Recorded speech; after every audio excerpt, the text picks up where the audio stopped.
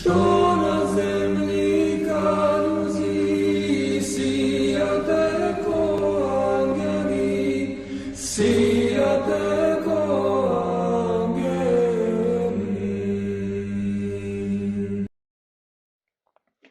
What's up, everybody? Michael of Johannesburg here today.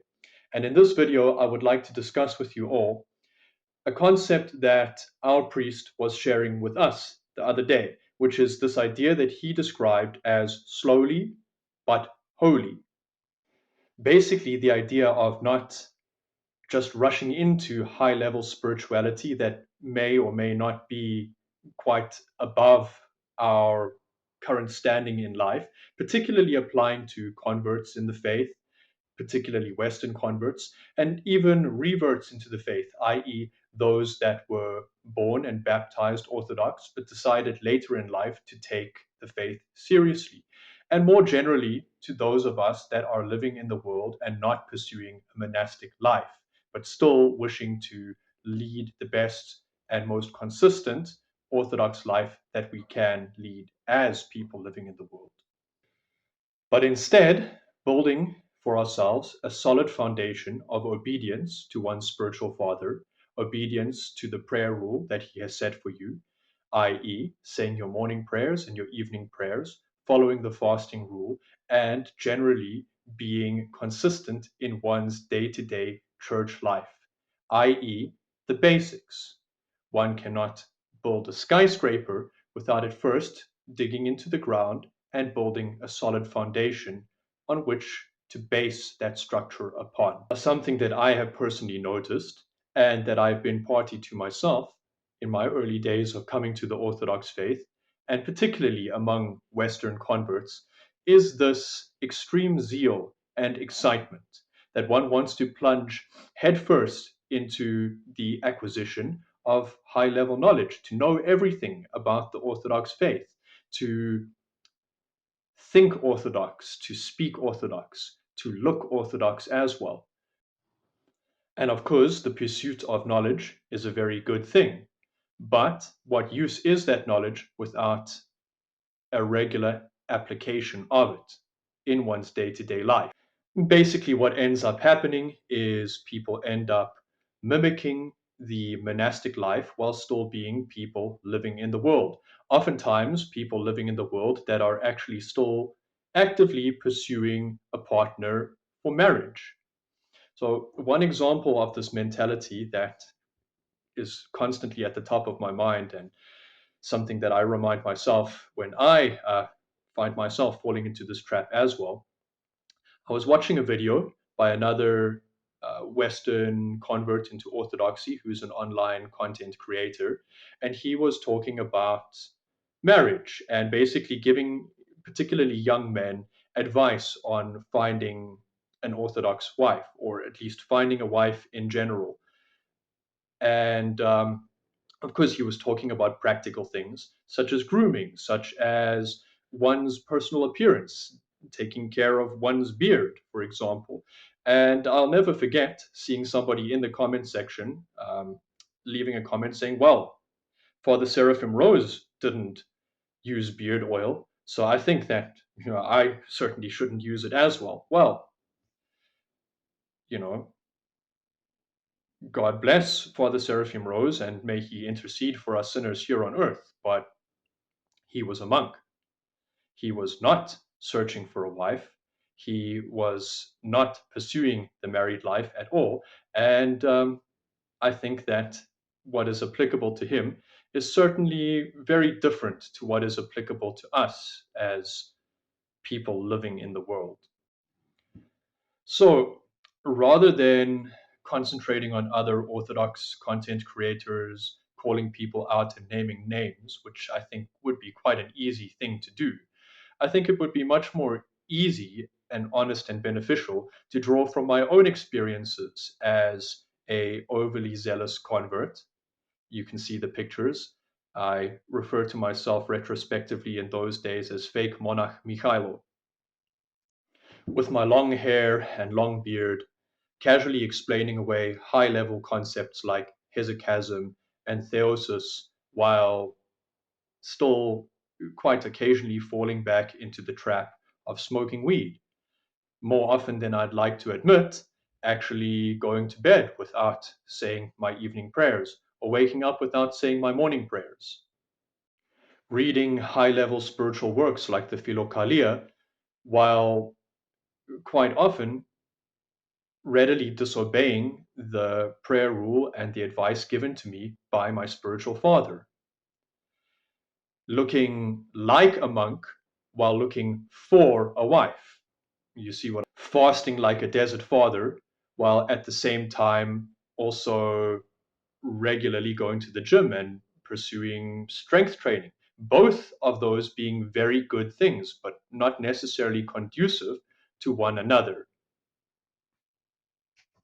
Now, of course, being that this is my own personal experience, I completely understand the excitement of unlocking this amazing treasure chest of ancient faith and wanting to dive in head first and just fill one's head up with as much spiritual knowledge as possible. But of course, as I mentioned before, knowledge without the application of knowledge merely puffs one up, i.e., eventually that excitement to something new will wear off.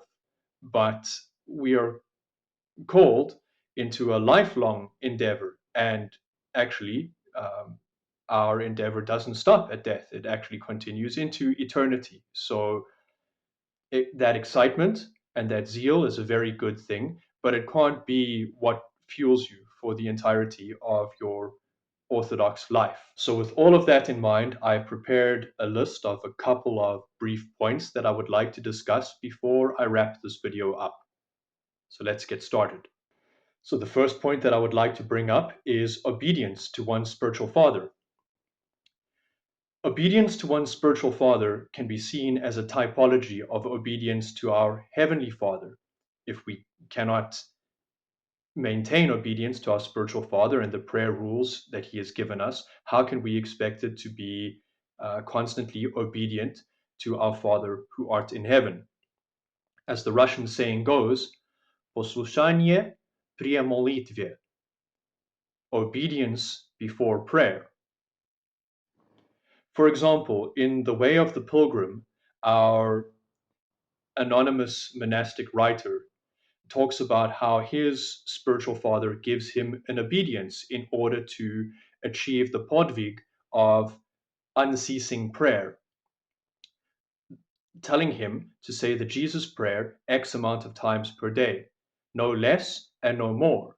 Why no more? Because if he exceeds the obedience given to him by his spiritual father, that prayer is no longer based in obedience, but in one's own will and can lead to prelest, i.e., holy delusion, i.e., the idea that one is holier than one actually is.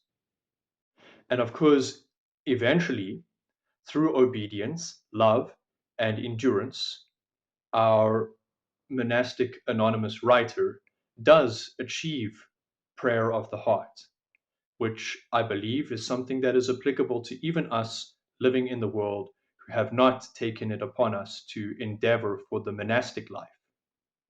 The second point that I would like to bring up is that Orthodox Christianity has nothing to do with being a Chad.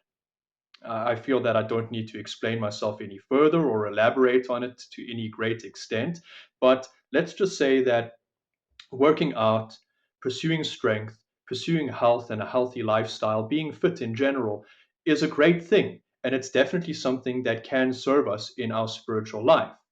But based internet memes are something that is passing, something that is a trend, something that is transient, and not something that is going to stick with us through the entirety of our journey through this fallen world.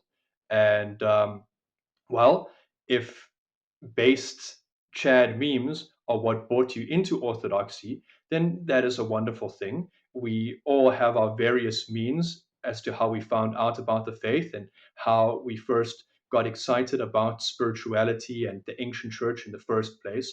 But it's not going to be something that is going to fuel you through the rest of your life.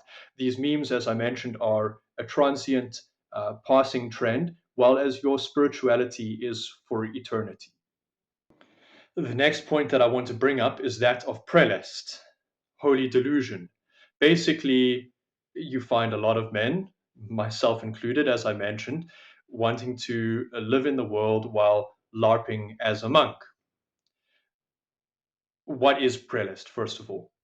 Well, prelest is the idea of holy delusion. As I mentioned previously, it can be anything as benign as thinking that your prayers are more efficacious and more holy than they are, thinking that you are further along the path than you are, to anything as extreme as receiving visions that might actually not be from a divine supernatural source, but rather something preternatural, i.e., of the enemy, using our pride to delude us into being lulled into this sense of holiness.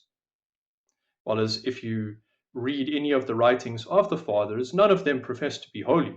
None of them profess to be good on their own merit, and all of them profess to be great sinners, which is why the writer of the book that I previously mentioned, The Way of the Pilgrim, chose not to even mention his name, chose not to accredit his writings to any particular person, but just released them for the purpose of the edification of others, unlike myself with this channel.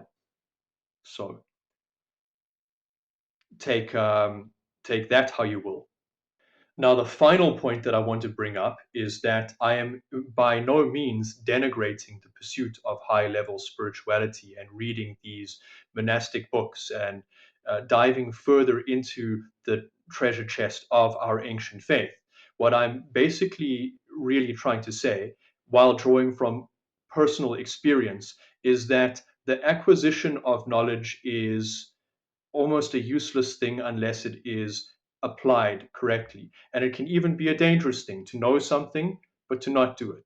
And before we get ahead of ourselves, I think that it is most beneficial to lay that basic foundation so that through this race, we can pace ourselves. If we are not engaging in the basic aspects of our faith that are required of us as Orthodox Christians, i.e., obedience to one's spiritual father, daily prayer, fasting, attending the liturgy, then what are we doing other than deluding ourselves and diving further into prelest and bloating ourselves up with academic knowledge without a proper application of set knowledge? So I would say that that concludes today's video. If I missed out on anything, or if you would take fault with anything that I had to say in this video, feel free to leave a comment. If you liked the video, you can also feel free to leave a comment. Also, if you like the video, you can leave a like, you can hit the subscribe button, the bell, all of the things that YouTubers tell you to do. If you want to support me financially, I will leave a link to my Patreon in the comment section. Also, I will leave a link to my Facebook so that you can DM me if you're interested in buying any merch like this shirt that I am wearing today. Otherwise, I'm going to leave you the way that I always leave you, in saying, may God preserve you in his wisdom, in his mercy, in his majesty, and in his glory. And until next time, God bless and take care. Michael of Johannesburg out. Что на землі